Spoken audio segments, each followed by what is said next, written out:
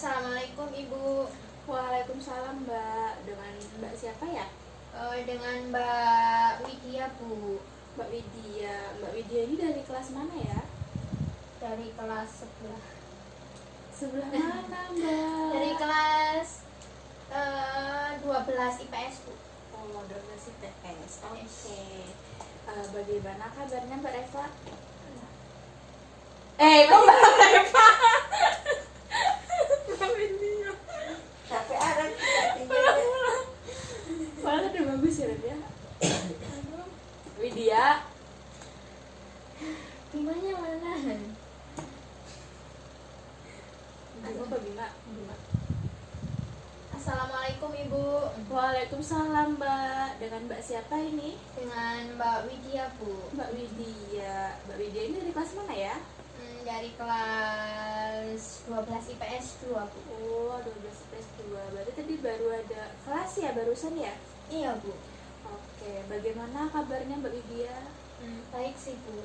Baik sih Bu, berarti sedang tidak baik-baik aja nih. Kalau boleh tahu emang ada apa nih tiba-tiba menghampirin Ibu di sini? Sebenarnya saya ini ingin berkonsultasi sih Bu. Konsultasi apa sih yang mau dikonsultasiin dengan Ibu? Mungkin Ibu bisa ngebantu. Tapi saya tuh takut masalah saya tuh diketahui sama banyak orang gitu Bu. Oh gitu. Tapi di sini Ibu bisa menjamin kerahasiaannya karena kan dalam melaksanakan konseling individu ini kita tuh punya asas-asas ya. Salah satunya itu ada asas kerahasiaan yang dimana ketika Mbak Widya itu bercerita kepada Ibu itu akan menjaga rahasianya. Entah mungkin nanti Mbak Reva mengirimkan data atau segala macam itu nanti akan Ibu jaga. Jadi gimana Mbak Reva, apakah ingin membuka ceritanya kepada Ibu? Ya kalau gitu sih syukurlah aku kalau begitu. Saya harap agar masalah yang sedang saya alami ini dapat teratasi sama bisa menemukan jalan keluar yang terbaik gitu sih. Oke, kalau gitu mungkin Mbak Reva ingin sedikit ada yang diceritakan kepada Ibu. Ini Bu, saya tuh terjebak dalam situasi gimana ya? Situasi yang sangat membingungkan gitu loh Bu.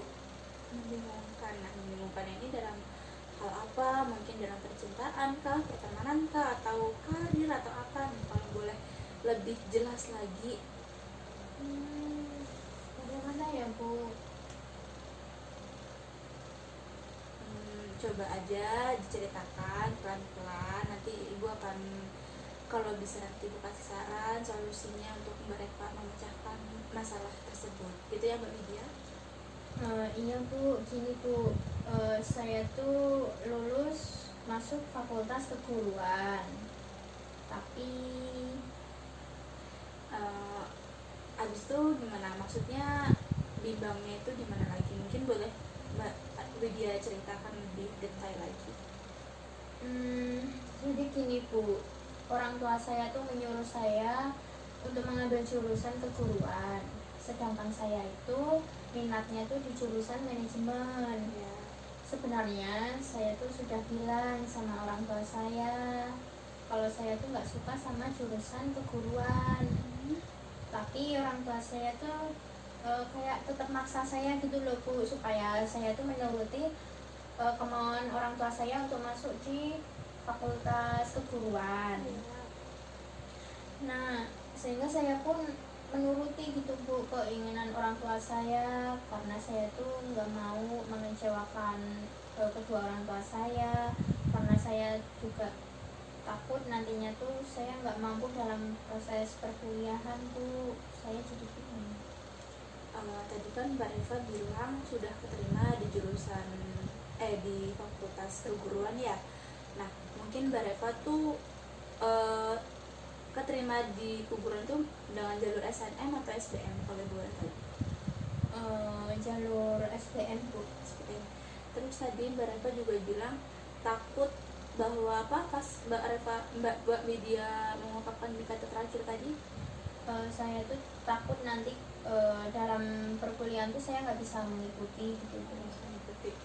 Nah, di sini Mbak Widya itu sudah bilang tidak bisa mengikuti. Apa sih yang bikin Mbak Widya itu mengatakan bahwa aku tuh takut nggak bisa ngikutin, itu tuh apa kendalanya? Ya karena kan jurusan itu nggak sesuai dengan keinginan saya, Bu.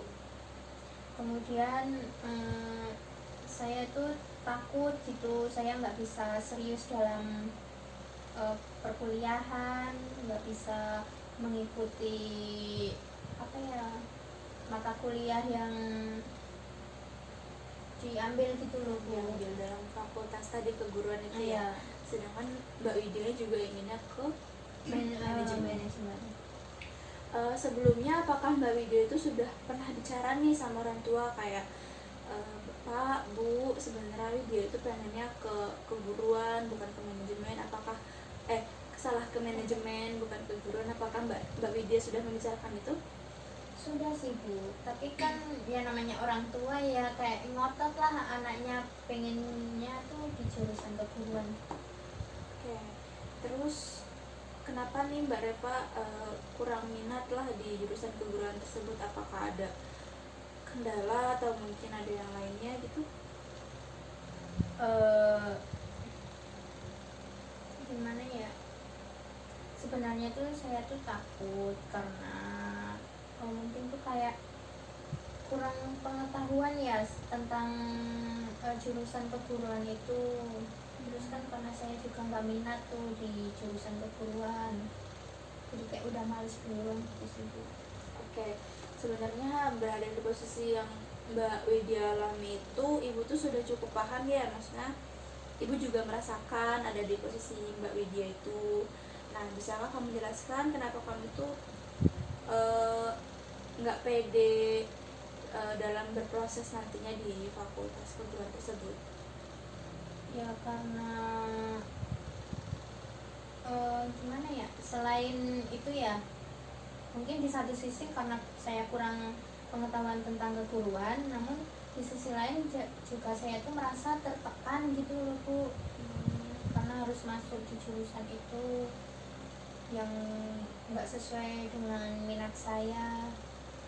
Ya, sebenarnya sih kalau yang merasakan tuh sebenarnya kamu itu bisa gitu menyukai jurusan tersebut, jurusan keguruan ini, kalau kamu itu benar-benar menekuninya tetapi di sisi lain kamu juga harus harus ngerasa kecewa karena kan tadi kamu bilangnya pengen di manajemen ya. Nah, sebenarnya kamu bisa ngejalanin di keguruan tersebut menuruti kemauan orang tua, tapi Mbak Widya berarti harus siap kecewa gitu sih. Iya, Bu, bener. Sebenarnya saya tuh bersikap seolah-olah tuh saya tuh nggak serius dalam belajar supaya orang tua saya tuh dapat mengubah keinginannya dan menyuruh saya tuh untuk pindah ke jurusan yang saya minati. Tapi saya juga takut orang tua saya tuh kecewa dengan saya. Berarti Mbak Widya itu udah keterima tadi jalur SBM, tapi sebenarnya Mbak Reva juga udah ogah-ogahan ya, ibaratnya kayak males deh biar orang tua tuh biar anak ini ternyata nggak bisa, jadi biar orang tua Mbak Widya itu mengubah keinginannya begitu ya? Iya, Bu, benar. Nah,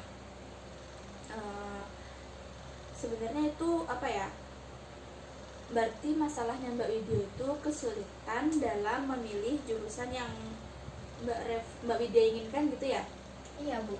Antara milih jurusan yang Mbak Reva ingin atau orang tua inginkan. Jadi kalau misalkan Mbak Reva yang mau Mbak Reva ambil, berarti orang tua yang kecewa. Kalau Mbak Reva Mbak Widya mengikuti kemauannya orang tua, berarti Mbak Widya harus yang kecewa gitu ya? Iya, Bu. Nah, berarti di sini Mbak Widya itu udah paham nih apa sih masalah yang Mbak Widya alami gitu. Iya, Bu, mungkin situasi ini tuh nggak bisa saya ubah, namun saya juga nggak mungkin menentang orang tua saya karena kan orang tua juga merawat saya dari kecil sampai sekarang saya juga nggak bisa terus-terusan nggak serius dalam belajar, dan saya tuh harus menentukan pilihan karena saya tuh kan udah dewasa kan. Oke, gini, kalau boleh Ibu kasih saran, karena Mbak juga tadi masih bingung ya antara harus memilih manajemen atau keguruan tadi, mungkin Mbak Reva sebelumnya pernah mencoba tes minat bakat? Pernah sih Bu, tapi kayak udah lama sih. Di situ Mbak Widya itu menemukan apa ya? Kan biasanya kalau dia hasil akhirnya itu kan pasti ada minatnya Mbak Widya itu kemana, bakatnya itu kemana gitu. Mbak Widya sudah menemukan atau belum? Sudah. Terus apa yang Mbak temui di dalam itu? Sebenarnya minat saya ini di jurusan ini juga sudah sesuai sih Bu sama hasil yang Tes minat bakat. tes minat bakat Di manajemen tadi apa Iya, di keguruan? di Di manajemen. manajemen. Terus Tapi kan orang tua maunya kan ya anaknya mau jadi PNS gitulah Bu, kayaknya masuk keguruan aja lah. oke. Di sini Mbak Reva mungkin mau coba bilang lagi tentang mengkaitkan ya, maksudnya mengkaitkan dengan yang tes minat bakat itu, atau Mbak Reva, Mbak Widya ini siap kecewa?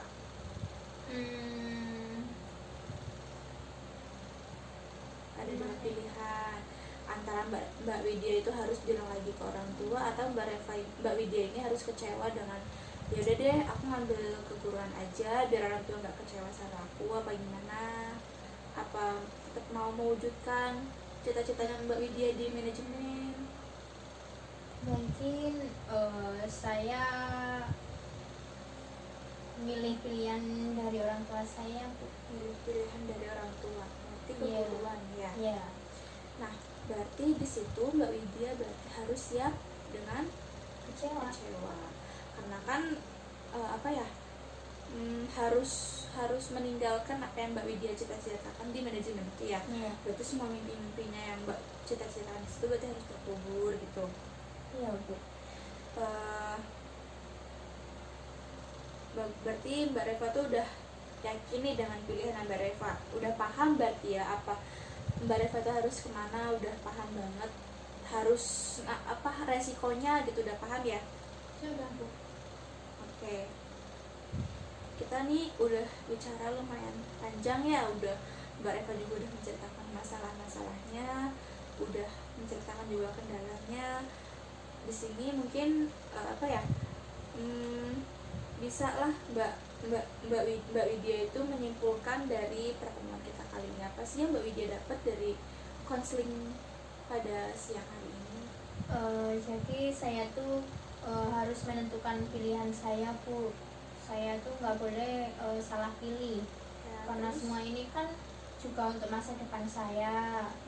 Untuk itu saya lebih memilih ke jurusan yang orang tua saya inginkan, meskipun saya harus kecewa tapi kan saya harus berbakti kepada orang tua. Ya.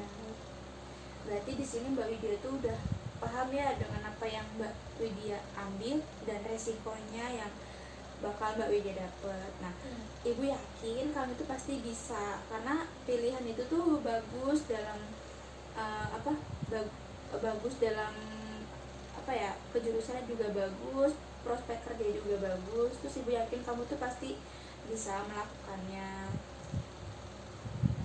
Alhamdulillah sih Bu, saya jadi merasa lega Bu, kebingungan saya itu mulai berkurang.